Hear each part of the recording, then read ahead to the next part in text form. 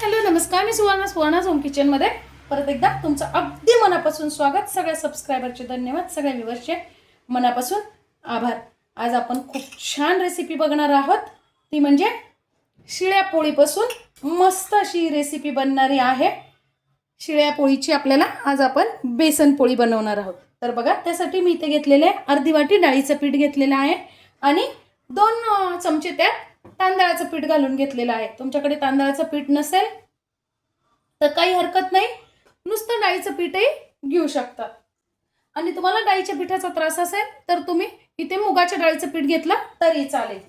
अर्धा चमचा आपल्याला घ्यायचा आहे ओवा छान हातावरती असा क्रश करून घ्यायचा आहे. त्यानंतर अर्धा चमचा पांढरे तीळ, अर्धा चमचा मीठ चवीनुसार. खूप झटपट आणि खूप सुंदर होणारी ही रेसिपी आहे. तुम्ही आजपर्यंत ही रेसिपी कुठेही बघितलेली नसेल अशी रेसिपी आहे. त्यानंतर चवीनुसार तिखट घालायचे. तुम्ही इथे हिरवी मिरची पण वापरू शकता. मी इथे अर्धा चमचा लाल तिखट घातलेला आहे. थोडीशी आपल्याला हळद, पाव चमचा हिंग. हे छान आपल्याला मिक्स करून घ्यायचं आहे आणि थोडं थोडं पाणी टाकायचं आहे. बघा, खूप पाणी एकदम टाकू नका, कारण आपल्याला जे बनवायचं आहे बॅटर ते खूप घट्टही नाही आणि खूप पातळही नाही असं बनवायचं आहे. या पद्धतीने आपण बॅटर तयार करून घेतलेलं आहे. साधारणतः आपलं भज्याला कसं पीठ असतं तसंच आपल्याला तितकंच घट्ट असं आपल्याला पीठ बनवून घ्यायचं आहे. खूप पातळही नाही आणि खूप घट्टही नाही, भज्यासारखं. इथे मी शिळे घेतलेले आहेत. थोडीशी मी कोथिंबीर टाकून घ्यायची आहे. कोथिंबीर टाका, कसुरी मेथी टाका, छान लागते. एकीकडे आपल्याला लगेच तवा तापायला ठेवायचा आहे. खूप झटपट बनणारी आणि खूप सुंदर अशी रेसिपी आहे. आता आपल्याला काय करायचंय, पोळीवर हे सगळीकडे बॅटर लावून घ्यायचंय. बघा, या पद्धतीने. खूप जाड लेयर द्यायचा नाहीये, पातळ द्यायचा एकदम. बघा, या पद्धतीने.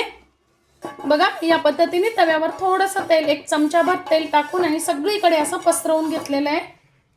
आणि काय करायचंय, पोळी अशी उचलून ज्या बाजूने आपण बेसनचा लेयर दिलेला आहे ना, त्या बाजूने आपल्याला पोळी तव्यावर टाकून घ्यायची. बघा, या पद्धतीने.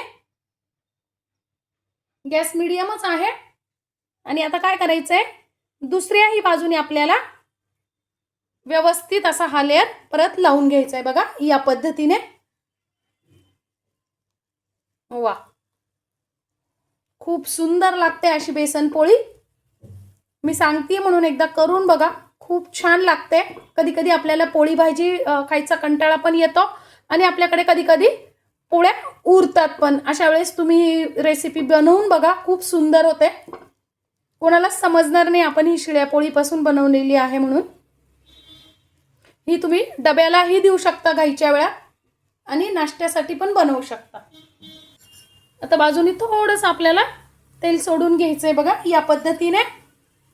आता बघा, वरची बाजू थोडीशी सुकलेली आहे आणि खाली पण बाजू आपली मस्त भाजली गेलेली आहे, खालची बाजू पण. आता आपल्याला उलटून घ्यायची आणि या पण बाजूनी, दोन्हीही बाजूनी आपल्याला खमंग ही पोळी भाजून घ्यायची आहे. बघा, काय मस्त अशी आपली पोळी तयार झालेली आहे. वा, बघा, मी तुम्हाला आवाज पण दाखवते. अगदी खमंग मस्त अशी दोन्ही बाजूंनी आपली पोळी भाजणं झालेली आहे. काढून घ्यायची आणि याच पद्धतीने मी आता बाकी पोळ्या पण करून घेणार आहे. बघा, काय मस्त अशी आपल्या बेसन पोळी तयार झालेली आहे. ती पण अगदी मऊसूत, खूप सुंदर बेसन पोळी तयार होते. बघा, तुम्ही अशी डब्यासाठी, झटपट अशी नाश्त्यासाठी, कधी कधी आपल्याला भाजी पोळीचा कंटाळा येतो त्यावेळेस, आणि प्रवासात नेण्यासाठी सगळ्यात उत्तम अशी रेसिपी आहे. बघा, किती मस्त आहे ना.